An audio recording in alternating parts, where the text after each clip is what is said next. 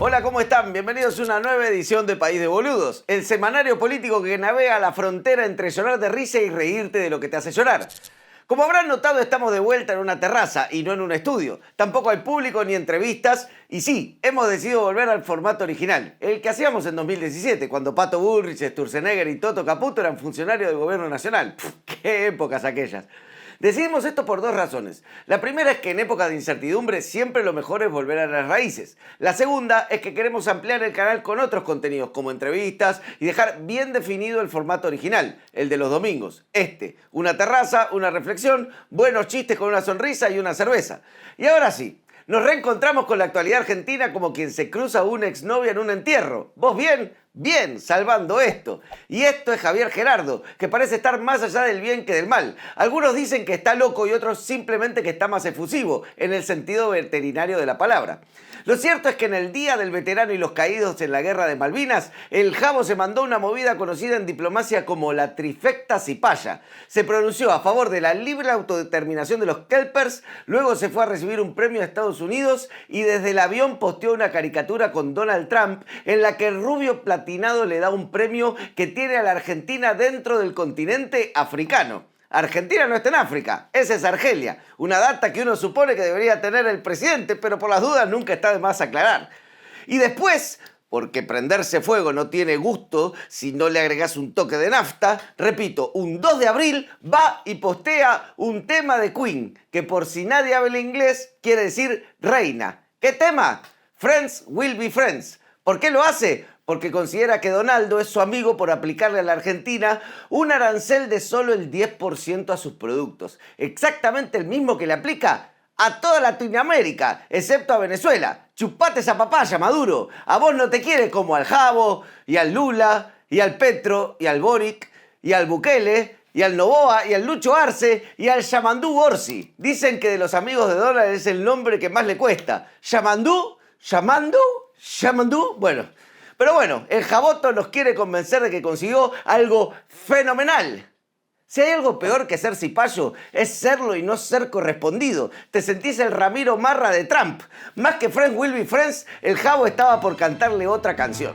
¿Cómo olvidar tu pelo? ¿Cómo olvidar tu aroma? Si aún navega en mis labios el sabor de tu goma. Mientras Milei recibía en Estados Unidos otro premio insignificante, en el Senado sufría una derrota significativa. Porque viste cómo es, vas a comer afuera y los mozos te tratan bárbaro, se ríen de tus chistes, y comés con tu familia en tu casa y te miran con cara de ¿otra vez vos? Lo que pasó en el Senado es que rechazaron finalmente los pliegos del juez Ariel Lijo y el catedrático Manuel García Mansilla, que el gobierno había enviado para ocupar los lugares en la Corte Suprema. Lijo entonces queda en su juzgado finalmente de Comodoro Pi, con la bronca guardada en un cajón y un plato frío de venganza lista para servir a cualquiera de los que le votaron en contra. En cambio, García Mansilla ya había asumido en la Corte en el verano, cuando Milei lo nombró en comisión por decreto, o sea que ya viene actuando desde entonces, y de hecho tuvo un pico de actividad al mismo tiempo que en el Senado votaban para rajarlo. Como sabía que le quedaban unas pocas horas, García Mansilla derritió en la lapicera, llegó a firmar como 50 fallos. Ahora se entiende por qué lo designaron para la Corte, te resuelve el caso Belsunce al trote. Dicen que la movida de designar al Hijo y a Mansilla se le había ocurrido al cortesano Ricardo Lorenzetti, quien convenció al gobierno que jubilando a Juan Carlos Maqueda y metiendo al dúo, ganaban 3-2 las votaciones en el máximo tribunal. El sueño de la mayoría automática, que conduce la Corte con 2 pedales sin embriague. Al final no le salió nada salvo renunciar a Maqueda, al que le quedó una lágrima en el ojal. A su entender, ¿por qué lo hizo Milei? Bueno, Milei tenía derecho a no proponerme de nuevo, está si bien. quería. Ahora, yo creo que fue una forma muy descortés de expresarlo. Me podrían haber avisado a mí.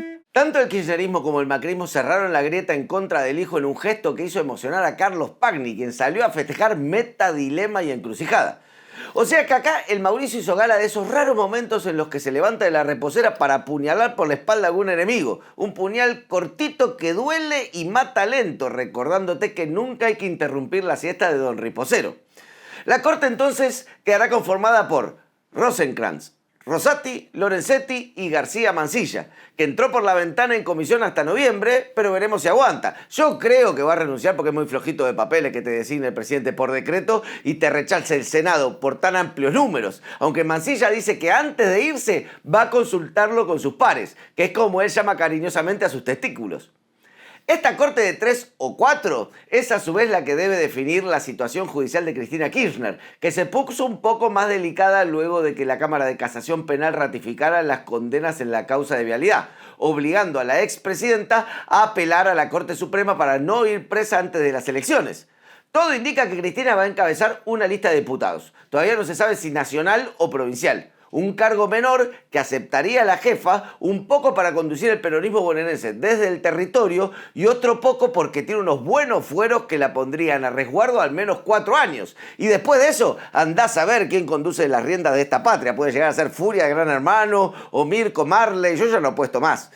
La delicada situación judicial de Cristina se entremezcla con la interna del peronismo, que como no pueden decir que es pura y exclusivamente una trifulca de poder entre ella y Kicillof, inventan discusiones para justificar pelearse con algún contenido. Primero fueron las nuevas canciones que planteaba el Axel, después la Cámpora lo bardeaba en actos, y ahora el núcleo del disturbio son las elecciones desdobladas, es decir, con fechas distintas nacionales de las provinciales. Cristina presiona a Axel para que las elecciones unificadas. El Axel le retruca militando el desdoblamiento y mirá el fervor que despierta. Si no puede votar, perdemos todo, pierde la democracia. Entonces, ¿cómo se puede garantizar que la gente pueda votar? Bueno, una solución posible es en 2 días distintos.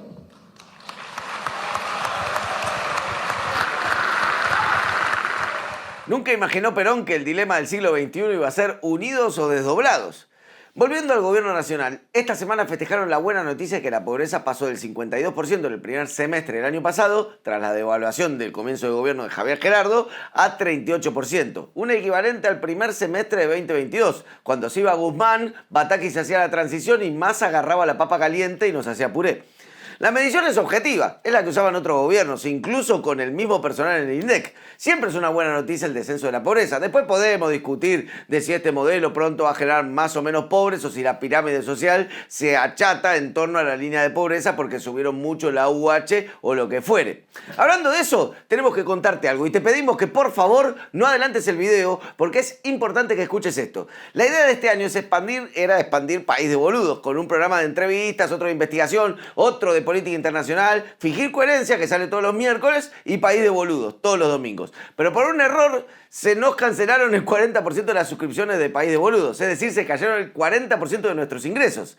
Así que por ahora estamos en déficit. Pero bueno, es solo cuestión de que esos suscriptores vuelvan a suscribirse. Cualquier cosa pueden fijarse en su casilla de correo a ver si son de esos suscriptores, si les llegó un mail nuestro, o entran directamente a su Mercado Pago y se pueden fijar dentro de suscripciones si estamos o si está cancelada. Y además, para todo el resto, si quieren apoyar este canal y ayudar a que crezca, porque se financia exclusivamente con el aporte de las personas que lo ven, lo pueden hacer. Y para suscribirse de vuelta también en paisdeboludos.com.ar o entrando a este precioso QR que sale en pantalla. Y ahora sí, vamos con el tema de hoy. En su libro La Galla Ciencia, el filósofo Friedrich Nietzsche se plantea un dilema. ¿Qué pasaría si un demonio te persiguiera sigilosamente hasta tu más solitaria soledad y te dijera: esta vida, tal como la vives, tendrás que vivirla una y otra vez innumerables veces? El eterno reloj de arena de la existencia se da vuelta una y otra vez y tú con él. La respuesta es fácil. Ya lo sé, señor demonio, yo también vivo en Argentina. Es que estas benditas tierras son el país del eterno retorno donde siempre pasan las mismas cosas con pequeñas variaciones, como el corte de pelo de Patricia Bullrich.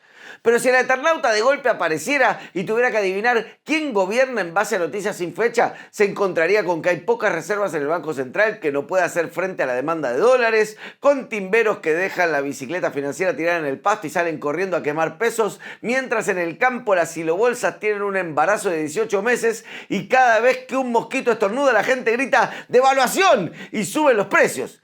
¿Quién diría Juan Salvo entonces que ocupa el sillón de Rivadavia? Podría ser cualquiera, desde Cornelio Saavedra para acá, incluyendo la semana de Rodríguez A, las 12 horas de Pinedo y los 20 minutos de Dylan, que como todo el mundo sabe fueron lo mejor de la presidencia de Alberto. Y este panorama político-económico que podríamos bautizar el día que la marmota se pegó un corchazo, también se aplica a lo que está pasando en el gobierno de Milei, que prefiere comerse un plato de papas fritas servido en el pecho peludo de Rodríguez Larreta antes que devaluar.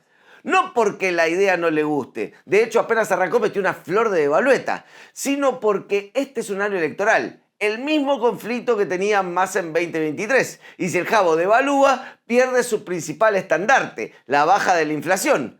Pero en el mercado empiezan a presionar comprando dólares y el club de los economistas liberales no oficialistas, conocido como las viudas de Javier, recomiendan fuertemente hacer cambios en el tipo de cambio, valga la redundancia. Entre ellos está Domingo Cavallo, jackpot de déjà vu, que esta semana envió una advertencia en su blog. Sí, Cavallo es bloguero. Pueden buscar su blog. A Cavallo regalado no se le miran los clientes. Y en la lluvia de economistas proféticos también salió a advertir que hay que levantar el ancla del dólar Carlos Melconian, quien ya comenzó la danza de la devalueta. Si vos me invitas a comer fideos con tuco y yo llego, no tenés ni fideos ni tuco, digo, me invitaste a no comer o a otra cosa. ¿Pero por qué el gobierno necesita dólares? Vamos a volver a tocar un tema que por supuesto ya tocamos en este programa porque País de Boludos también es el eterno retorno, solo que cada vez vuelve con más kilos y menos precisión visual. La economía argentina necesita dólares, no importa cuándo leas esto. Cuando está en crisis, el peso se devalúa, las personas y las empresas tratan de pasar su patrimonio a dólares y guardarlos lo más lejos que se pueda de un banco en Argentina. Son capaces de atarle un perro ciego con GPS y darle un chirlo. ¡Corre, sultán! ¡Corre que no te atrapen! ¡Eres libre! Pero lo paradójico es que cuando Argentina entra en crecimiento, también necesita dólares para importar, qué sé yo, máquinas de consumo para la industria, productos de primera necesidad que no se fabrican acá, y también boludeces de consumo como figuritas para el Mundial. Y uno dirá, ¿acaso no podemos fabricar nuestras propias figuritas? Es que por una cuestión de derechos tienen que meterle pequeñas variaciones. Pero posta que ni se notan. Recuerdo la alegría de mis sobrinos cuando les tocó Nessie y Rolando, o la figurita difícil, me empapé. Pero volviendo a los dólares, el dilema es ¿a quién se los das? ¿A la farmacéutica que importa insulina? ¿A la familia que quiere ir a Disney? ¿O a la empresa que necesita repuestos para las máquinas? Los peronistas se meten en esa discusión. Los liberales no, se los dan a todos. Entre ellos a casi 2 millones de argentinos que se fueron al exterior porque les resultaba más barato que Santa Teresita.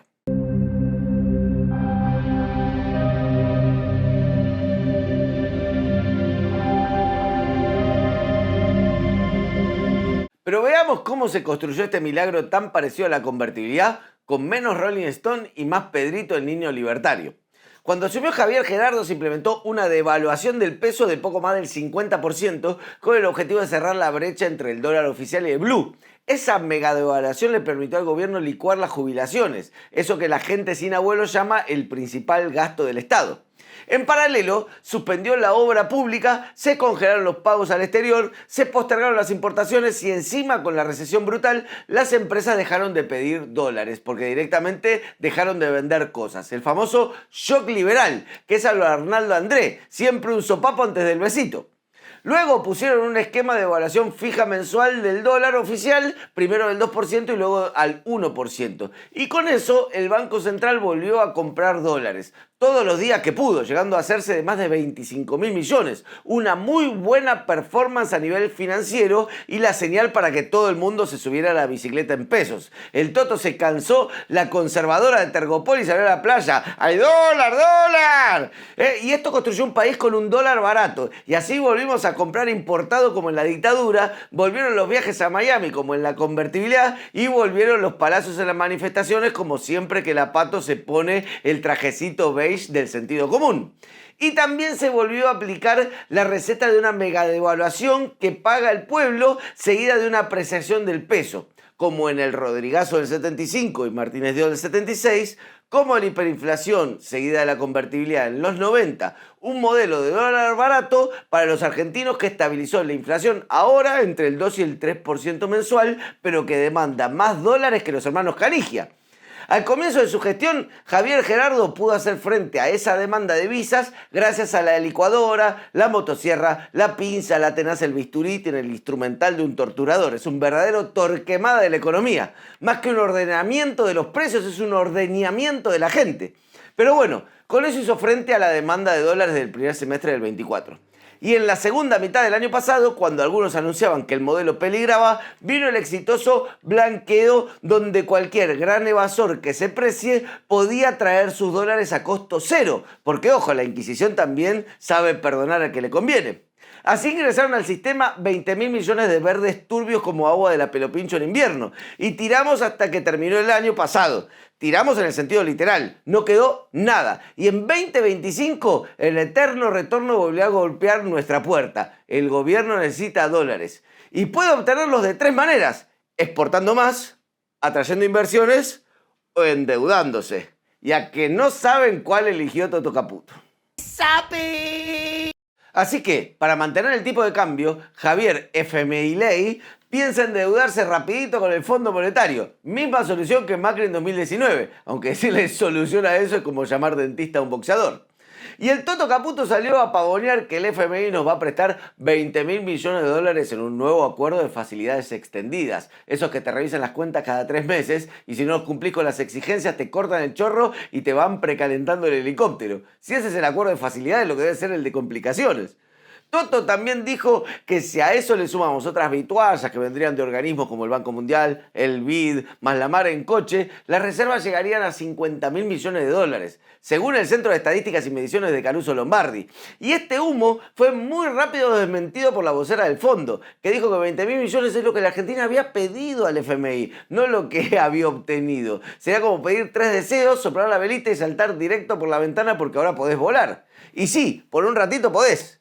Pero estos mensajes mixtos del Toto y el fondo hicieron que el animal mitológico conocido como el mercado volviera a desconfiar de la palabra del ministro. Así que el bala expert dijo: vos fumá, déjame a mí que explico bien los números. Y salió a la cancha con la mente en modo calculadora científica. El programa es a 4 años, es un acuerdo de facilidades extendidas. En esos 4 años el fondo te desembolsaría 20.000 millones de dólares. En esos 4 años, si contamos al 2025, hay vencimiento de capital por 14.000 millones de dólares. Por tanto, 20 menos 14 da 11. 11 sería, haciendo futurología, haciendo una predicción.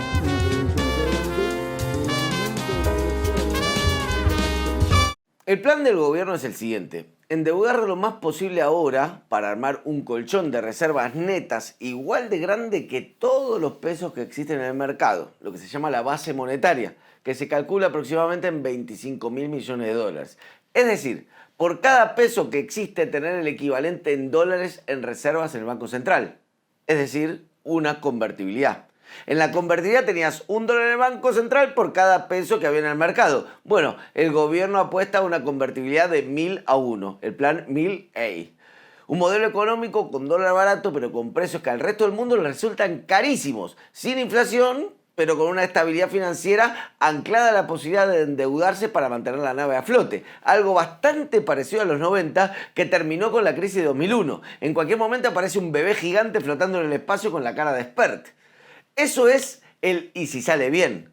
En el si sale mal, lo que termina pasando es que el mercado se aspira a todos los dólares, nunca se calma, porque nunca se calma, y para cuando nos dimos cuenta se devaluó el peso, se fugaron todos los dólares y tenemos que empezar a devolver un préstamo que ni siquiera vimos pasar, sumado al préstamo anterior que tampoco vimos pasar. Una vez más con Alejandro Lerner y todo. Viejos problemas con viejas soluciones que te venden como nuevas, como ese gracioso que siempre regala medias adentro de una caja de iPhone. Estamos en un loop permanente, un eterno retorno con la promesa de que esta vez es algo nuevo. La sociedad argentina es un niño sentado en el auto de una calecita que mueve el volante entusiasmado creyendo que dirige su destino y a cada vuelta aparece Caputo con una sonrisa bronceada y un pomo sin sortija. Por 9º año consecutivo, la sección de los comentarios, que arranca siempre con algo cortito y al pie, como el de Marcelo Palacio, que dice: ¡qué basura de contenido! Roberto Velázquez tiene tantas ganas de insultarnos que se traba y pone: ¡un real pilutudo! Odio la parte de los insultos, la salteo, desde la primera vez hasta hoy en día. Dices Fedi que no se va a enterar nunca que estuvo en la sección de los comentarios. Te quiero, Fedi. Javinex dice, primera vez por acá, 1 minuto escuché y tiene menos humor el conductor. ¿De dónde son? ¿De Uruguay? Ojalá fuéramos de Uruguay y te viéramos en Punta del Este todos los veranos, porque seguro estás lleno de guita y con mucho tiempo al pedo y entonces ves cosas que verdaderamente te parecen una bosta como esto.